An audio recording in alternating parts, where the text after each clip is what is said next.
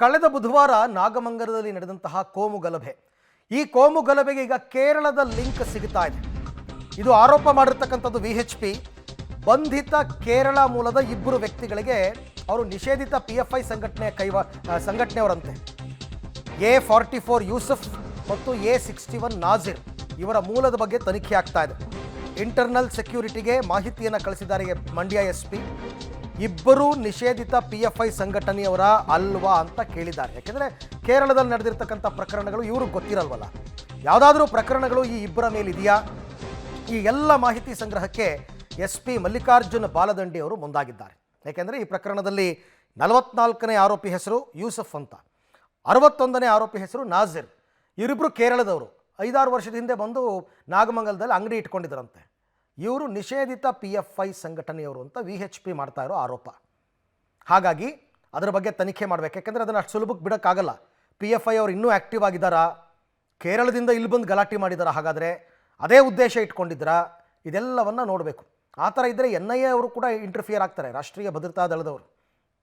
ಹಾಗಾಗ್ತಾ ಇದೆ. ಅದಕ್ಕೆ VHP ಅವರು ಮಾಡಿರ್ತಕ್ಕಂಥ ಆರೋಪವನ್ನು ಗಂಭೀರವಾಗಿ ಪರಿಗಣಿಸಿದ್ದಾರೆ ಪೊಲೀಸರು. ಅಲ್ಲಿನ SP ಮಲ್ಲಿಕಾರ್ಜುನ್ ಬಾಲದಂಡಿ ಅವರು ಈ ಇಬ್ಬರ ವಿಚಾರವಾಗಿ ಈಗಾಗಲೇ ಇಂಟರ್ನಲ್ ಸೆಕ್ಯೂರಿಟಿಗೆ ಮಾಹಿತಿಯನ್ನು ಕೇಳಿದ್ದಾರೆ. ಇಂಟರ್ನಲ್ ಸೆಕ್ಯೂರಿಟಿನಲ್ಲಿ ಇಡೀ ಇಂಡಿಯಾದ ಕ್ರಿಮಿನಲ್ಸ್ ಮಾಹಿತಿ ಸಿಗುತ್ತೆ. ಸೊ ಹಾಗಾಗಿ ಇಂಟರ್ನಲ್ ಸೆಕ್ಯೂರಿಟಿ ಅವರಿಗೆ ಮಾಹಿತಿ ಕಳಿಸಿದ್ದಾರೆ. ಇವರಿಬ್ಬರು ಯಾರು, ಇವರು ನಿಷೇಧಿತ PFI ಸಂಘಟನೆಯವರ ಅಲ್ವಾ, ಕೇರಳದಲ್ಲಿ ಇವ್ರ ಮೇಲೆ ಏನಾದರೂ ಕೇಸ್ಗಳಿದೆಯಾ, ಇವ್ರ ಹಿನ್ನೆಲೆ ಏನು, ಎಲ್ಲ ತಿಳ್ಕೊಬೇಕಾಗತ್ತೆ. ಆ ಕೆಲಸವನ್ನು ಮಾಡ್ತಾ ಇದ್ದಾರೆ. ಇನ್ನು ನಾಗಮಂಗಲ ಗಲಭೆ ಇದೆಯಲ್ಲ, ಇದು ಪೂರ್ವ ನಿಯೋಜಿತ ಅನ್ನೋದಕ್ಕೆ ಮೇಲಿಂದ ಮೇಲೆ ಸಾಕ್ಷಿಗಳು ಸಿಗ್ತಾ ಇದೆ.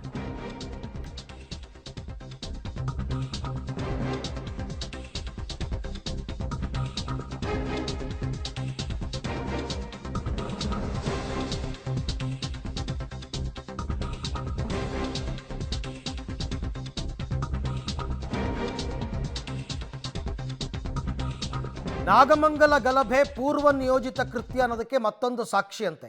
ಏನು ಸಾಕ್ಷಿ? ಹಾರೆ ತಂದು CCTVಯನ್ನು ಒಡೆದಾಕಿದ್ದಾನೆ ಕಿಡಿಗೇಡಿಗೊಬ್ಬ. ನೋಡಿ ಅಲ್ಲಿ ಹಾರೆ ತಂದು CCTVಯನ್ನು ಒಡೆದಾಕಿರೋದು ಗೊತ್ತಾಯ್ತಾ? ಇವರೆಲ್ಲರ ಮುಖಗಳು ಕಾಣಿಸುತ್ತೆ ಅನ್ನೋ ಕಾರಣಕ್ಕೆ CCTV ಒಡೆದಾಕಿದ್ದಾನೆ. ಅದು ಸಿಕ್ಕಿದೆ ಪೊಲೀಸರಿಗೆ.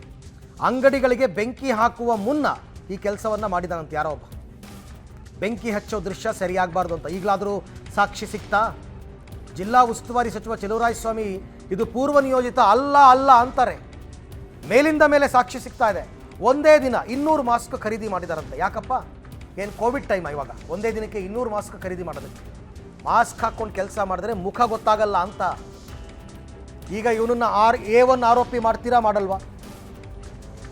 ಗಣಪತಿ ಕೂರಿಸಿದವ್ರನ್ನ ಕರ್ಕೊಂಡೋಗಿ ನೀವು A1 ಮಾಡಿದ್ದೀರಲ್ಲ, ಇಷ್ಟು ಸಾಕ್ಷಿ ಸಾಕಾಗಲ್ವಾ ಇವನು ಯಾರು ಅಂತ? CCTVನಲ್ಲಿ ಕಂಡವ್ರನ್ನೆಲ್ಲ ಕರ್ಕೊಂಡು ಹೋಗಿದ್ದೀರಾ, ನೀವು ಅರೆಸ್ಟ್ ಮಾಡಿದ್ದೀರಾ. ಇವನು ಯಾರು? ಇವನು ನೋಡಿ ಹಾರೆ ತಂದು CCTV ಹೊಡೆದಾಕ್ತಾ ಇರೋದು. ಎಷ್ಟು ಧೈರ್ಯ ಇರಬೇಕು ನೋಡಿ ಅವರಿಗೆ, ಎಷ್ಟು ಧೈರ್ಯ. ಮತ್ತಷ್ಟು ಮಾಹಿತಿ ನನ್ನ ಕೊಲ್ಲಿಗ್ ರೋಹಿತ್ ಅವರಿಂದ ಪಡೆಯೋಣ. ರೋಹಿತ್, ಮೊದಲಿಗೆ ಇಬ್ಬರು ಆರೋಪಿಗಳು ಕೇರಳದವರು, ನಿಷೇಧಿತ PFI ಸಂಘಟನೆಯವರು ಅಂತ VHP ಆರೋಪ ಮಾಡಿದೆ. ಇದನ್ನು ಪತ್ತೆ ಹಚ್ಚೋ ನಿಟ್ಟಿನಲ್ಲಿ ಪೊಲೀಸರು ಏನೆಲ್ಲ ಕ್ರಮ ತಗೊಂಡಿದ್ದಾರೆ? ಅರವಿಂದ್, ಏನು ಈ ಒಂದು ನಾಸಿರ್ ಮತ್ತು ಯೂಸಫ್ ಏನು ಬಂಧಿತರಿದ್ದಾರೆ, ಇವರಿಬ್ರು ಕೂಡ ಕೇರಳದ ಮೂಲದವರಾಗಿರುವಂಥದ್ದು. ಈ ನಿಟ್ಟಿನಲ್ಲಿ ಇವರು ನಿಷೇಧಿತ PFI ಸಂಘಟನೆಯಲ್ಲಿ ಗುರುತಿಸ್ಕೊಂಡಿದ್ದಾರೆ ಮತ್ತು ಈಗಲೂ ಕೂಡ ಆಕ್ಟಿವ್ ಇದ್ದಾರೆ ಅನ್ನೋ ನಿಟ್ಟಿನಲ್ಲಿ ಒಂದು ರೀತಿಯಾಗಿ ಇದು ಏನು ಹಿಂದೂಪರ ಸಂಘಟನೆಗಳು ಏನು ಆರೋಪ ಮಾಡ್ತು. ಇದರ ಬೆನ್ನಲ್ಲೇ ಕೂಡ ಪೊಲೀಸರು ಸಹ ಇದ್ರ ಬಗ್ಗೆ 2 ದಿನಗಳಿಂದ ತನಿಖೆ ಮಾಡ್ತಿದ್ದಾರೆ. ಯಾಕಂತಂದರೆ ಇವರು PFI ಸಂಘಟನೆಯಲ್ಲಿ ಈ ಹಿಂದೆ ಇದಿರುವಂಥದ್ದು ನಿಜ ಆಗಿರುವಂಥದ್ದು. ಆದರೆ ಈಗ ಆಕ್ಟಿವ್ ಇದ್ದಂಥ ಕೆಲಸ ಇಂಥ ದುಷ್ಕೃತ್ಯದಲ್ಲಿ ಪಾಲ್ಗೊಂಡಿದ್ದಾರಾ, ಜೊತೆಗೆ ಈ ಹಿಂದೆ ನಡೀತಿದ್ದಂತೆ ಯಾವ್ದಾದ್ರು ದುಷ್ಕೃತ್ಯಗಳಲ್ಲಿ ಭಾಗಿಯಾಗಿದ್ದಾರಾ, ಮತ್ತೆ PFI ಸಂಘಟನೆ ನಿಷೇಧ ಇದ್ದಾರೆ ಆ ಮುಖಂಡರ ಜೊತೆ ಈಗಲೂ ಕೂಡ ಅವರು ಸಂಪರ್ಕದಲ್ಲಿ ಇದ್ದಾರ ನಿಟ್ಟಲ್ಲಿ ಕೂಡ ಒಂದು ರೀತಿಯಾಗಿ ಅವರ ಇಂಟರ್ನಲ್ ಚೆಕ್ ಅನ್ನ ಮಾಡಲಾಗುವಂಥದ್ದು. ಈ ಬಗ್ಗೆ ಅವರ ಬಗ್ಗೆ ಮಾಹಿತಿಯನ್ನು ಕೇಳಿ SP ಅವರು ಕೂಡ ಒಂದು ಪತ್ರವನ್ನು ಕೂಡ ಬರೆದಿದ್ದಾರೆ. ಅದರ ಮಾಹಿತಿಯನ್ನು ಕೂಡ ಒಂದು ಕಡೆ ಸಂಗ್ರಹ ಆಗ್ತಾ ಇದೆ. ಜೊತೆಗೆ ಅವರ ಕಾಲ್ ಟ್ರ್ಯಾಕ್ ಕೂಡ ಮಾಡ್ತಾ ಇದ್ದಾರೆ. ಅಂದರೆ ಯಾರ್ಯಾರಿಗೆ ಅವರು ಕಾಲ್ ಮಾಡಿದ್ರು, ಒಂದು ವೇಳೆ ಇಂಟರ್ನೆಟ್ ಕಾಲ್ ಏನಾದರೂ ಬಳಸಿದ್ರ ನಿಟ್ಟಿನಲ್ಲಿ ಅದನ್ನು ಕೂಡ ಮಂಡ್ಯ ಪೊಲೀಸ್ ಇಲಾಖೆ ತನಿಖೆಯನ್ನು ಆರಂಭಿಸಿರುವಂಥದ್ದು. ಇರುವಂಥದ್ದು. ಒಂದು ವೇಳೆ ಅವ್ರೇನಾದರೂ PFI ಸಂಘಟನೆಯವರು ಅಥವಾ ಬೇರೆ ಸಂಘಟನೆಯವರ ಒಂದು PFI ಸಂಘಟನೆ ಆದರೂ ಕೂಡ ಈಗಲೂ ಕೂಡ ನಿಷೇಧಿತ ಸಂಘಟನೆಯಲ್ಲಿ ಅವರು ಆಕ್ಟಿವ್ ಆಗಿದ್ದಾರೆ ಅಂತೇಳಿ ಗೊತ್ತಾದರೆ ಈ ಒಂದು ಪ್ರಕರಣದಲ್ಲಿ ಗಂಭೀರ ಪ್ರಕರಣ ಪಡ್ಕೊಳ್ಳುತ್ತೆ. ಯಾಕಂದರೆ PFI ಸಂಘಟನೆ ನಿಷೇಧಿತ ಆಗಿದ್ರು ಕೂಡ ಇಂಥ ದುಷ್ಕೃತ್ಯಗಳಲ್ಲಿ ಪದೇ ಪದೇ ಭಾಗಿಯಾಗುವ ಮೂಲಕವಾಗಿ ಶಾಂತಿ ಕದರುವಂಥ ಕೆಲಸಗಳಾಗ್ತಾ ಇರುತ್ತೆ.